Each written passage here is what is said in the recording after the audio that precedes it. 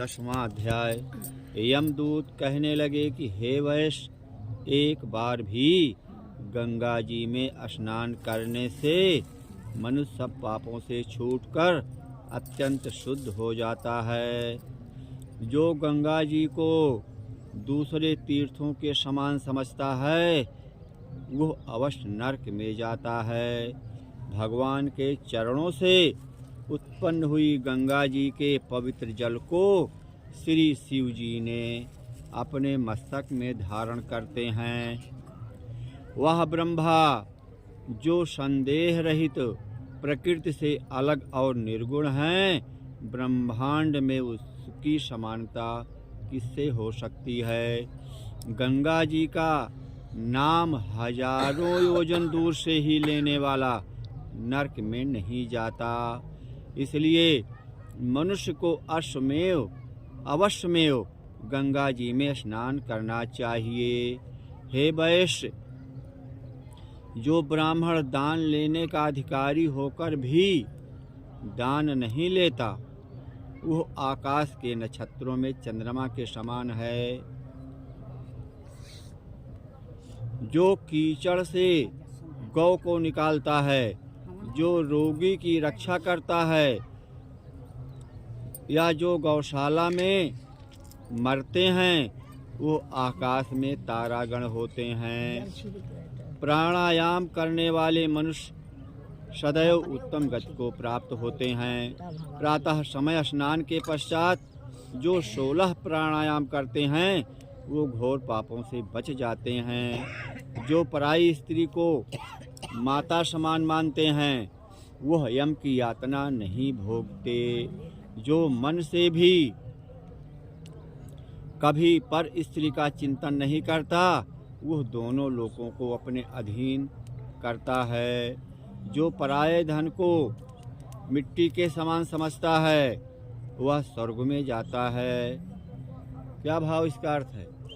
कोई चीज़ किसी की सोना चांदी पड़ी हो, रुपया पैसा पड़ा हो और हमारी लालच आ जाए उसको हम चुरा लें तो नरक तो जाएंगे। लेकिन उसको हमको ये समझना चाहिए कि हमारा नहीं है, अपना ही है, लेकिन उसको हम छुए नहीं, जिसका है वो ले जाएगा।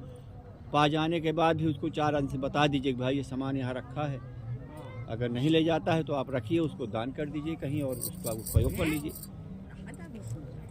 वो स्वर्ग को जाता है। जिसने क्रोध को जीत लिया मानो उसने स्वर्ग को ही जीत लिया है। क्रोध बहुत बड़ी चीज़ है। लोग कहते हैं हमको भगवान नहीं मिलते हैं। भगवान कैसे मिलते हैं? अगर आप क्रोध को जीत लिया है, इंद्रियों को वश कर लिया है तो वही भगवान है। और साक्षात आकर थोड़ा भोजन कराएंगे कि आओ खा लो भैया, शंख बजाए दिए।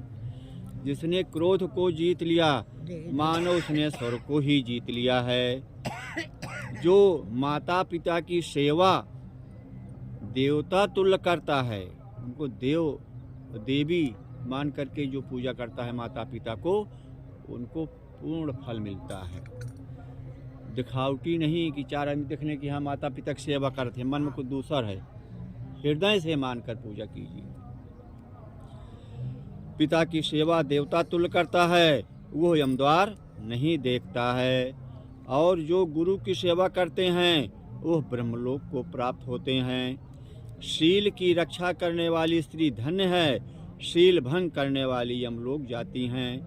जो वेदों और शास्त्रों को पढ़ते हैं या पुराण और संहिता को पढ़ते हैं और सुनते हैं तथा जो अस्मृत का व्याख्यान और धर्मशास्त्र समझते हैं या जो वेदांत में लीन रहते हैं वह पाप रहित होकर ब्रह्मलोक को प्राप्त होते हैं। जो हम पढ़ रहे हैं, हम भी जो सुन रहे हैं वो भी ब्रह्मलोक को प्राप्त होते हैं। जो अज्ञानियों को वेद शास्त्र का ज्ञान देते हैं वो देवताओं से भी पूजित होते हैं। कोई मूर्ख हो, कोई कम पढ़ा लिखा हो, उसको भी आप शिक्षा दीजिए, अच्छी शिक्षा दीजिए, फल मिलेगा आपको। यमदूत ने कहा कि वैश्य श्रेष्ठ, यमराज ने हमको वही आज्ञा दे रखी है कि तुम किसी वैष्णव को मेरे पास मत लाओ। वैष्णव माने जो पूजा पाठ करने वाले हैं।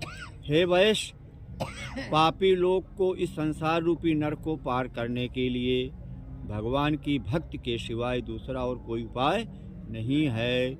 भगवान की भक्ति न करने वाला मनुष्य चांडाल के समान समझना चाहिए।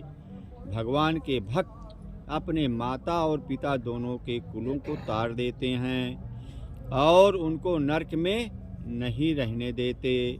और जो मनुष्य वैष्णव का भोजन करते हैं, मान लिया माता पिता आपके ख़त्म हो गए, दुष्ट थे, पापी थे, तो वो नरक में पड़े हुए हैं, कुछ नहीं पूजा पाठ कर पाए, लेकिन उनके जो लड़का या लड़की या नाती या नतनी जो भी उस परिवार में हैं, उनके नाम से अगर पूजा पाठ कर रहा है तो स्वर्ग में चले जाएंगे। नरक में भी हैं तो नरक में नहीं रहने देते।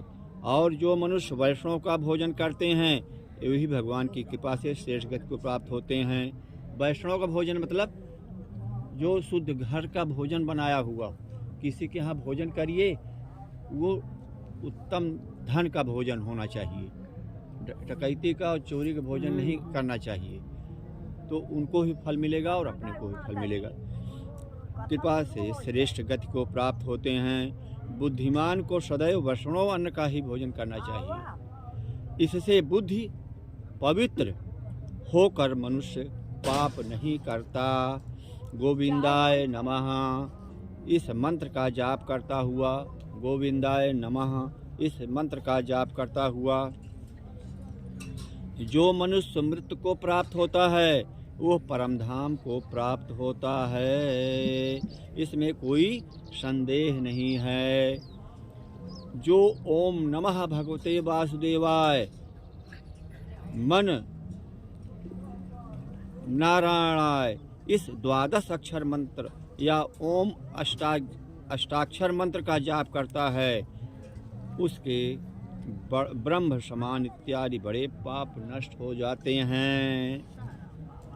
इति 10वां अध्याय समाप्तः।